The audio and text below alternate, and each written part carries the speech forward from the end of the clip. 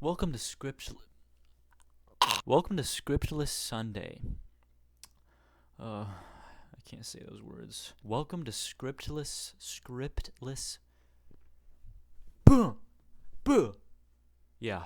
Do you know that some people actually believe that looks matter more than personality? Yeah. I'm gonna go DEFCON 3 on them. No, not really. I already did that 1 year ago. I made this video that looks like that, and it was that long. That was how long it was. There it is. It was a passion project of mine because I personally felt very bad about my looks, and therefore felt bad about myself. My identity was linked with my looks, and therefore my personal value diminished when I perceived that I wasn't looking good. And I found that to be a problem that I believed other people had beyond just me. Maybe that's not the case, maybe I'm the only one, but here we are. I'm making this video because I want to sort of have a little retrospective on some of my thoughts from that video. I'm not going to go through it because, but I will try to recall some of the main points and talk about those without a script. No script. It's scriptless Sunday. That's what we're doing. No script, all right? In that video, I relied very heavily on the script. Every single scene was scripted. Every single joke was scripted, except for maybe a couple. But not today. We're doing it with no script. So just buckle up. Buckle up, little guy. This is scriptless Sunday. No scripts. It's not gonna happen. No scripts. You see any scripts? You see any scripts around here? No. We're gonna get crazy. We're gonna do some off-roading with this one. We're gonna go off the road. We're gonna kick some mud up on this one, and we're gonna go DEFCON 3 on those people who believe that looks matter more than personality. I don't actually dislike the look smaxers, the people who really push that point. They're fine. They're whatever. I don't care. But I don't agree with everything they say. First of all, as I talked about in that video, when I asked, do looks matter more than personality, one of my most important points was that I don't know what we're talking about.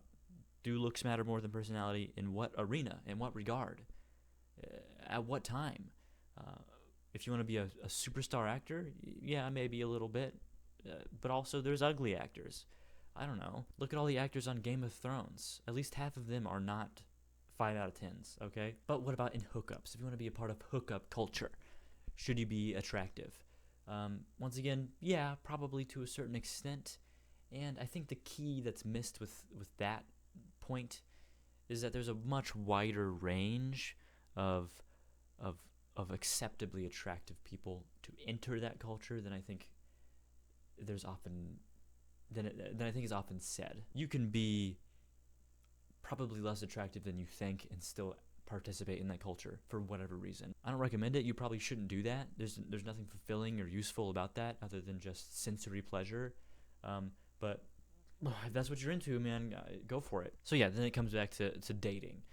Do looks matter more in dating? Of course they don't. And that was a point that I made in the video. They don't matter more. The longevity of dating, the meaning of dating, all these things require a connection of personality in order to succeed for more than, a couple months. But then the natural retort to that is, well, in order to even start dating, to initiate dating, you need to be a certain level of attractive. And I talked about it a bit in that video, but that range I talked about with hookup culture, it still applies here. You're more attractive than you think you are.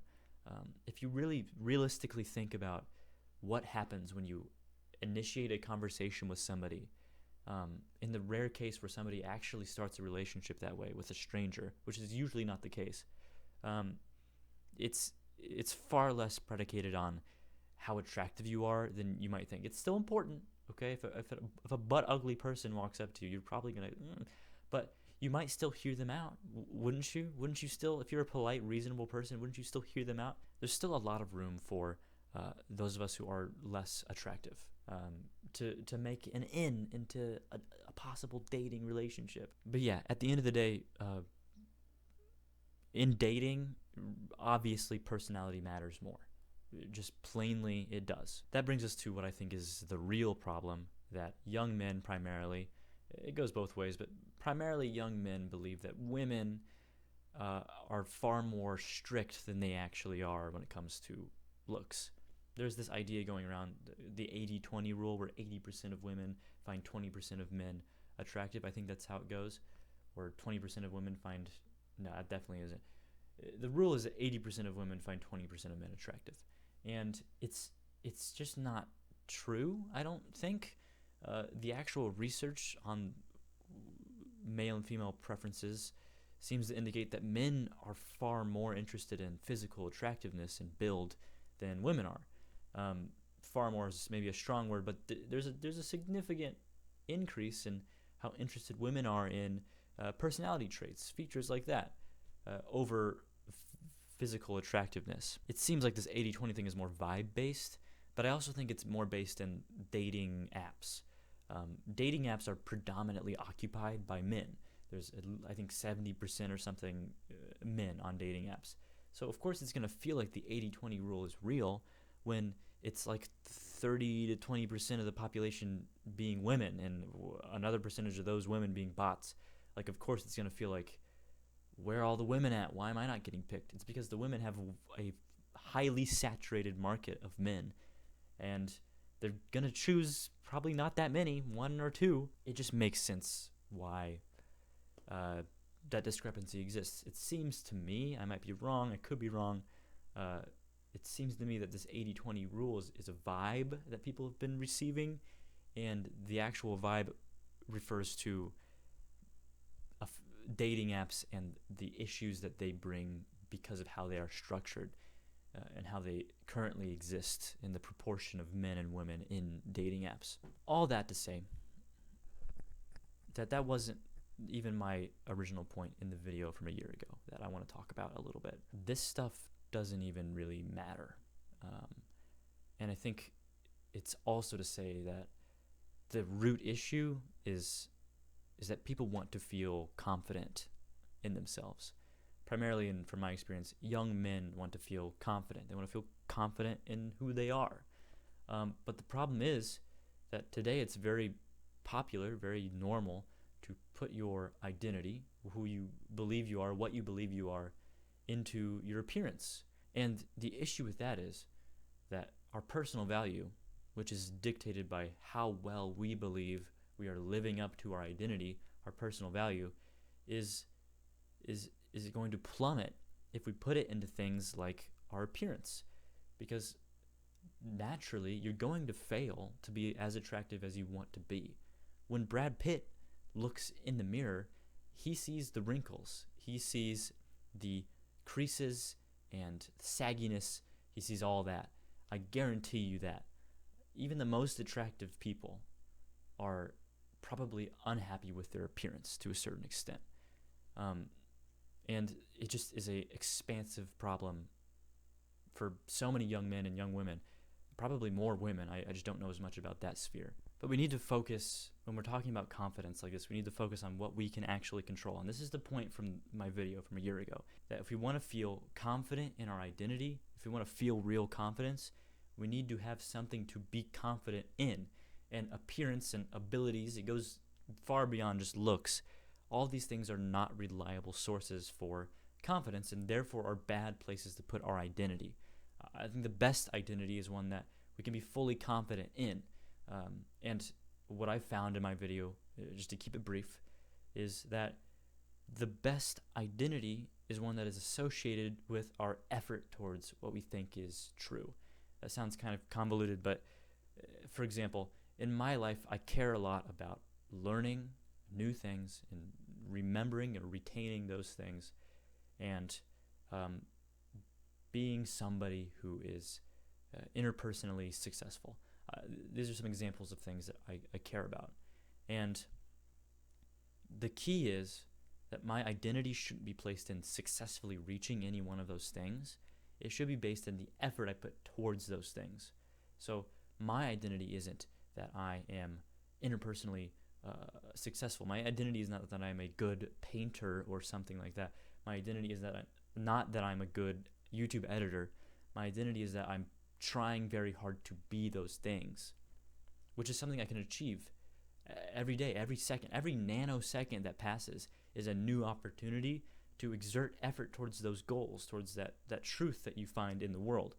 And as a result, there's never a moment where you can have a diminished identity and therefore a diminished personal value. And this relates back to the looks and personality thing, because when it comes to these things, they're largely out of our control, both of them.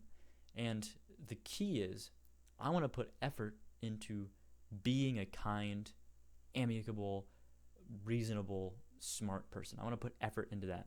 I can put effort into being attractive too. There's nothing wrong with that. But the key is that it's the effort that's important and not the success. Because when you put it in, how attractive am I right now, we're going to fail. And we're going to feel bad about ourselves forever, constantly failing. And we can either choose to live constantly failing upwards, or we can choose to be happy in our effort upwards every day. And I personally find the second way more enticing than the first. In that video from a year ago, I talked a lot about looks maxing, and how people will try all these kinds of things to try to make themselves look better.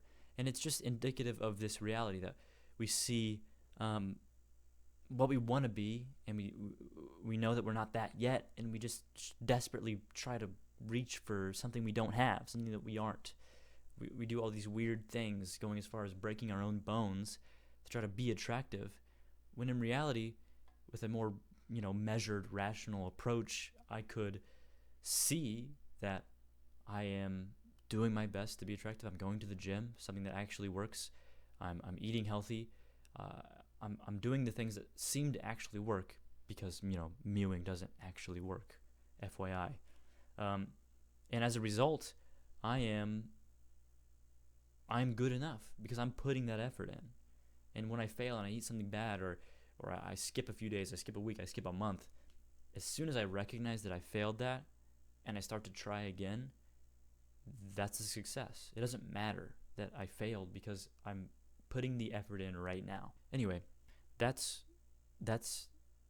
my take on it. As a result of all that, I already talked about why I think personality matters more, but I think that not only personality matters more, but personality is indicative of what we think is true. It is who we are as people, and de-emphasizing that for the superficial thing of how I look right now, and do I look good enough for the approval of this person, these value systems that we set up for ourselves, I think are broken. And a far better system, like I just talked about, would promote an emphasis on personality. Obviously, when it comes to dating, it's almost impossible to escape talk of appearance. It's important. It's important to me. It's important to almost everybody. But it doesn't negate the fact that personality is more important at the end of the day, at the beginning of the day, whenever. I still agree with that point a year later. I'm probably going to still agree with it a year from now. I don't see any way around the importance of personality. And when we avoid that reality, when we ignore that reality, that personality is so essential not only to relationships, dating relationships, even the most superficial relationships, personality is very important. But it's infinitely more important to think about how we're devaluing ourselves by putting so much emphasis on our looks and forgetting that the confidence we really want, the root problem in this scenario, is linked in so many ways to those looks, and it shouldn't be. I don't know. Hopefully that made sense. And if you want, go check out that video. It's long, but it's a passion project, and it's good if you want to just cook dinner or do some work in the background. You can listen to it. So, yeah, if you like this video and you want to see more, subscribe. Otherwise, I love you.